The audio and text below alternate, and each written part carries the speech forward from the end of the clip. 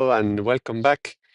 Today we are having a new stream after a few weeks of an interrupted schedule in the way I do these videos. Normally, I'm quite on time. Tuesdays and Thursdays, I upload these videos, and I connect on live.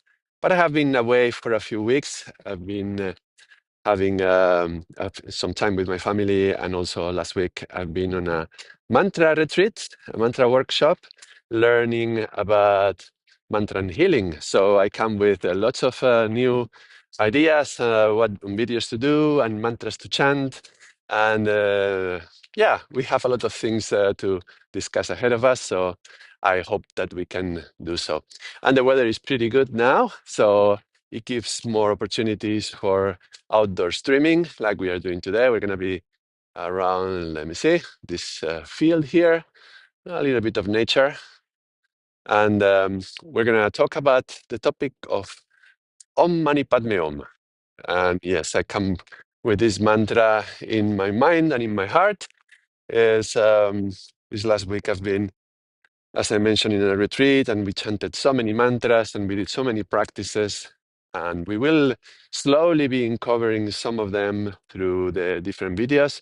But today we will just start with this simple Om Mani Padme Om, a very common and well-known mantra that I haven't still covered in the channel. So I thought it would be a good opportunity to do it today. So this is a mantra from Buddhism.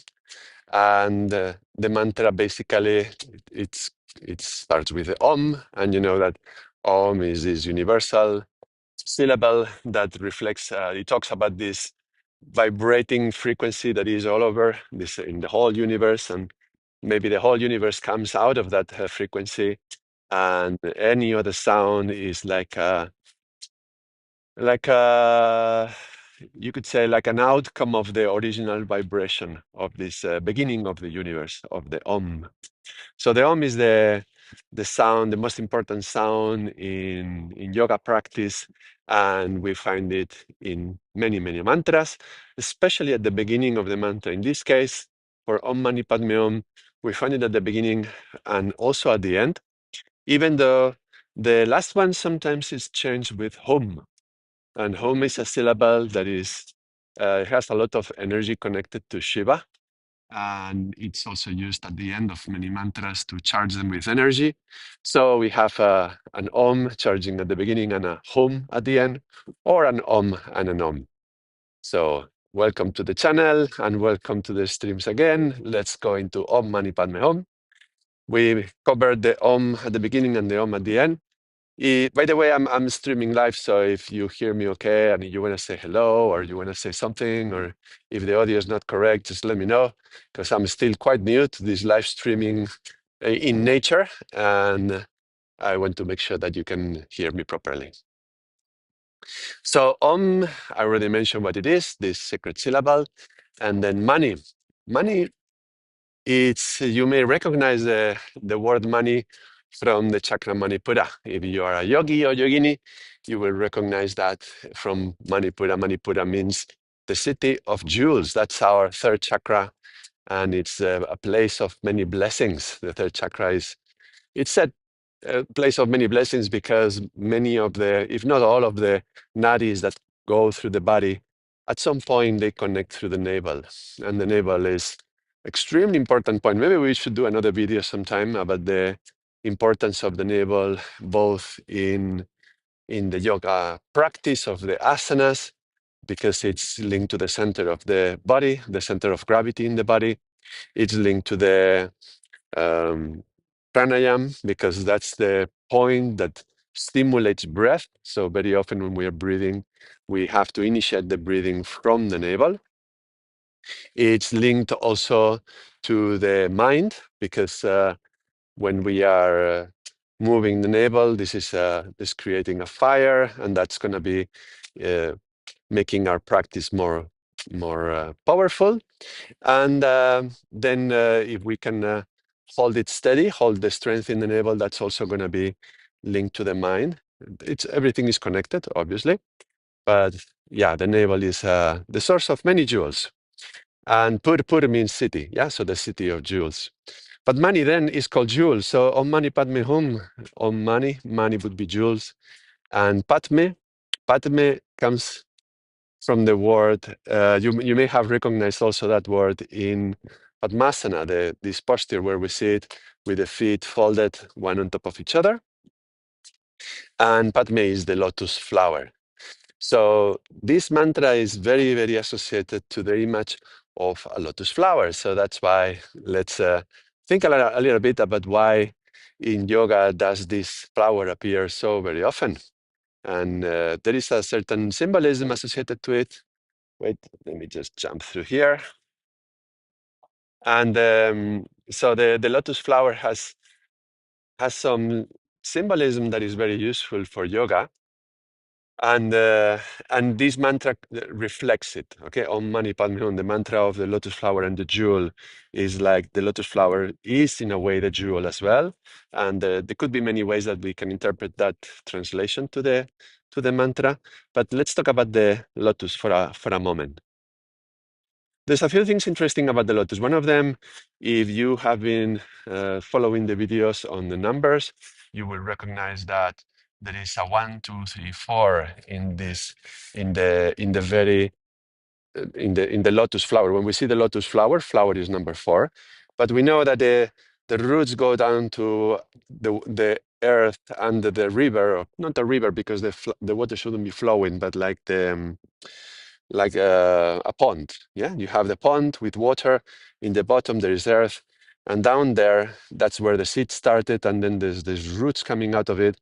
So the seed starts at the bottom where there is a lot of mud, and then the stem is going up through the water, and then so the water is number 2, the stem is number 3, and as it's rising, it crosses through all the mud and all the debris that may be in the water in these sort of ponds or pools is often quite murky, quite dirty.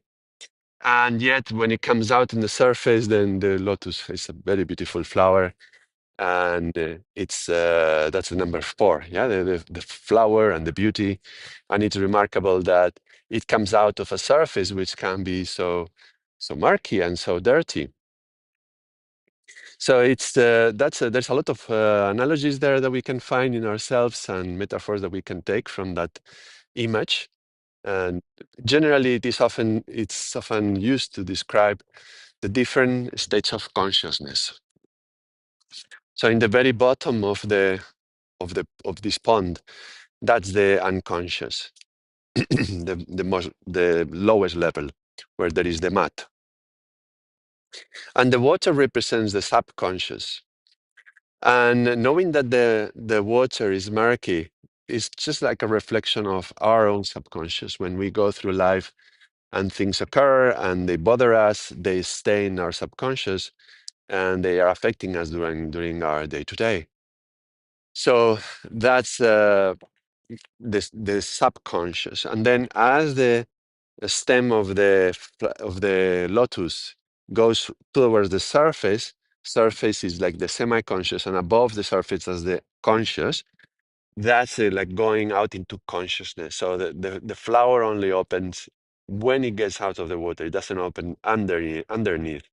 And yes, it may be nourished from what is underneath, but it doesn't come tainted by all the debris and all the dirt that is accumulating in the bottom of the pond, but rather it stays really quite clean. And in fact, I believe it's an actual effect of the something very special that happens in the petals of the flower of the lotus flower. It has this capacity to repel water really, really well. And so when there is rain or any water coming on the lip on the petals of the flower, they repel the water, and the water kind of cleans whatever dirt has been accumulated, whatever dust was in the ambience. Everything is cleaned out, and that's how the lotus always looks so beautiful and so perfect. So that's very significant that it represents this purity, this aspect of purity, and knowing that it has awakened, above the surface, then it's about consciousness, and purity. So it's purity of consciousness. So that's a very interesting image, especially considering how dirty the water can be underneath. In a way, this is telling us that we don't need to wait until we have cleaned all the waters of our subconscious to start trying to develop our consciousness.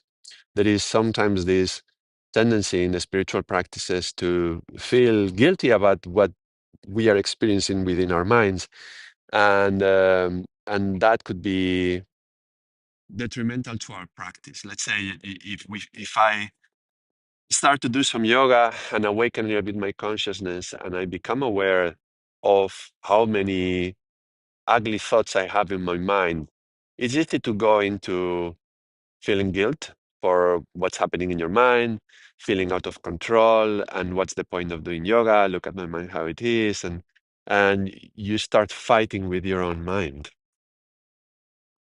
But it's interesting. I just paused to reflect because the word for mind is manas, yeah, and in we have money, yeah, money is the jewel, but man is connected to the mind, so there could be an interesting connection there. I'm not sure whether is the same N, because in Sanskrit there's quite a few different kinds of N. I think there's four types of N.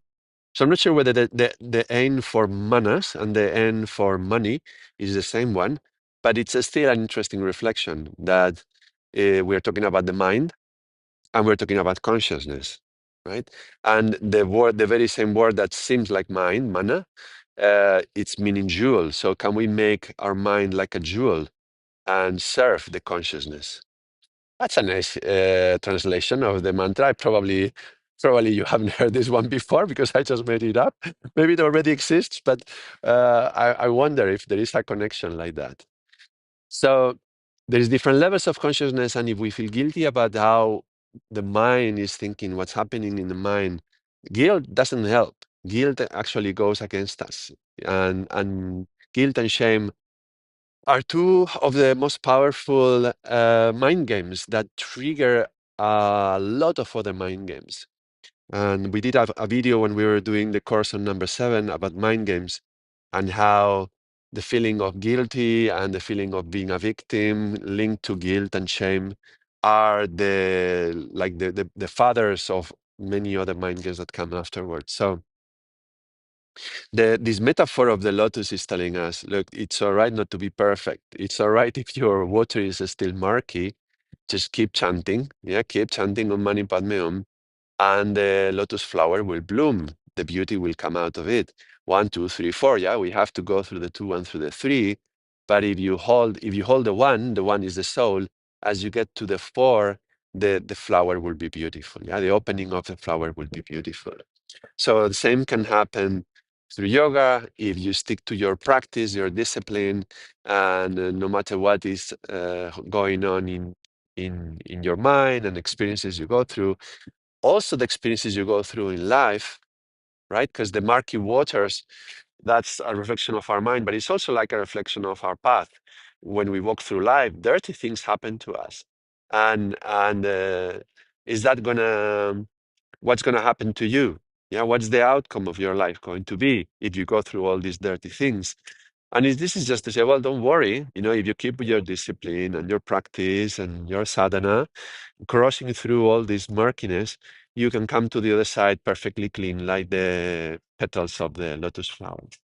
So that's a nice thing to reflect upon. That let's be contented with what we can do. Try to change as much as we can the things that we still need changing in our lives, but also being peaceful with not being perfect.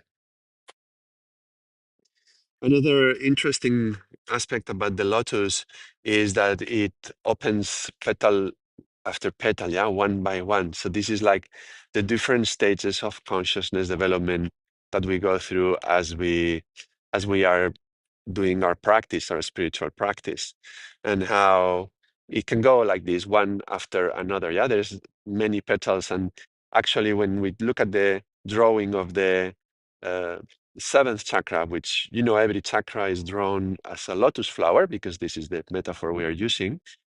And the seventh one, which is the top, which is our spiritual connection, it is called Sahasrara, which is 1,000 petal lotus. And every every day, every month, every year, maybe you can open one more petal, one more petal, one more petal, and slowly you are opening your consciousness and developing these qualities that you need to develop as a yogi. And with those qualities come some virtues and some blessings as well that come down. And the lotus can collect those like drops of water that fall to nourish it. Yeah. And another interesting thing about lotus flowers is that they open during the day and they close at night. So it's this is a symbol for these infinite cycles of incarnation and reincarnation that we go through when we are, let me just, yeah, when we are incarnating life after life. This is like day and day and night, opening and closing, and it's therefore linked to infinity, linked to, um, yeah, this what is called samsara, yeah, the cycle of birth and rebirth, and yeah, it gives a perspective of eternal, something that is eternal, that it continues on and on and on after this life, the next one and the next one and the next one. And this is connected to what the soul is. Yeah, the soul is the thing that connects us all through from one lifetime to the next. So there's something eternal. So a lotus flower can be connected in that way also to the soul and to the consciousness, as we were saying.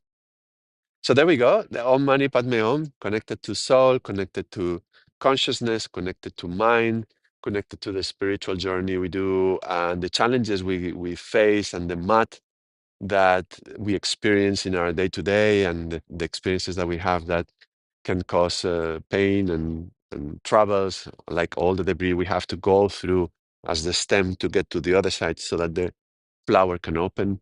This is all reflected in this beautiful mantra. Om Mani Padme Om.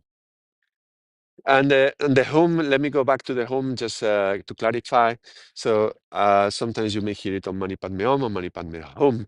Home, you can use it, is I think it's a Shiva mantra, a Shiva Bija mantra, which can help to empower any other particle. Like you can chant. We will experience a lot of this because this is something I was learning this last week. And you can utilize any Bija mantra that you are utilizing, let's say for one of the chakras, like Ram for the navel. And here in the channel, you may have heard me chanting the navel mantra repeatedly, like Ram, Ram, Ram, Ram, Ram. And something we have been doing in this last week, in this last retreat, that was very interesting, is that that practice that I was doing is not that there's nothing wrong with it, but it's just more Shakti, let's say. It's more about the empowerment that it gives to your navel when you are just chanting Ram, Ram, Ram, Ram. And when you put the Hum at the end with the Om at the beginning, it kind of softens it and makes it more devotional, more bhakti. Om Ram Hum. Om Ram Hum. So the difference would be Ram Ram Ram would be more Shakti, Om Ram Hum would be more Bhakti. And so that's a lovely thing to figure out. So I'm very happy I learned a few things like this in this course. And I'm thinking after we finish with the number one in this channel, which we still have a few more videos to do to finish number one, we will start a little course on the chakras probably, and that will be quite fun to do. A lot of practice on that one, hopefully. But yeah, so the Om at the beginning, the Hum at the end, help to empower what is in the middle, and it also makes it bhakti. So it kind of gives you this quality. Bhakti is like the devotion of the heart. So it helps you to put yourself into the realm of your heart to to be chanting the mantra. So, Om Mani Padme Hum, Buddhist mantra, Tibetan Buddhist mantra especially. And now we know the meaning. We can reflect upon the meaning. And I think we have a good setting to begin with the practice, and let's chant it in a way that we were practicing it this last week. I think Just yesterday we were chanting this one.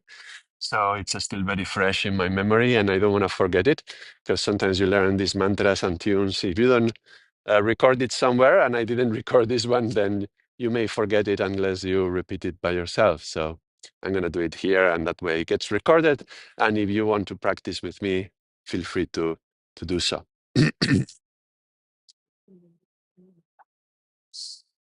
So let me come a little bit more here and let me stop to chant this.